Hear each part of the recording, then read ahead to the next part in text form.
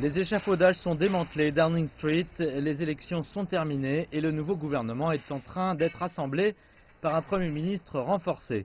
Boris Johnson promet de se consacrer à la classe ouvrière qu'il a propulsée au pouvoir. Il prévoit de s'investir au-delà de Westminster dans le futur proche. Le service civil sera revigoré pour gérer la sortie de l'Union européenne. La nouvelle direction à Bruxelles se dit prête à travailler avec lui.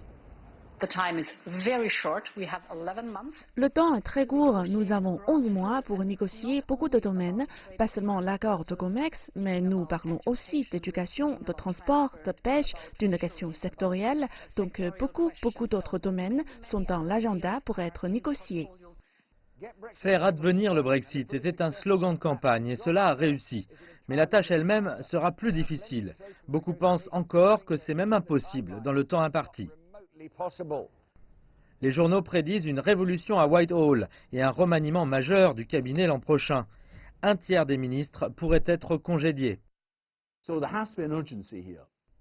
Il y a de l'urgence ici et aussi doit être conscient du fait que d'autres ont fait des erreurs stratégiques majeures. Cameron en a fait avec le référendum et Theresa May pensait qu'elle aurait une meilleure majorité en anticipant les élections en 2017. Je suis sûr que tout ça devait le hanter quelque part comme un petit ange qui lui chuchote à l'oreille « Tu dois éviter ces erreurs stratégiques ». Mais pour l'heure, le message du gouvernement est celui de la confiance.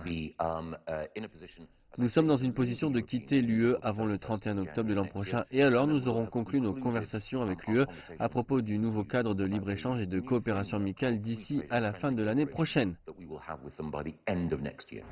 Mais les premières formalités d'abord, la reine ouvrira officiellement le Parlement jeudi et la loi de retrait de l'UE sera présentée aux députés pour un vote vendredi.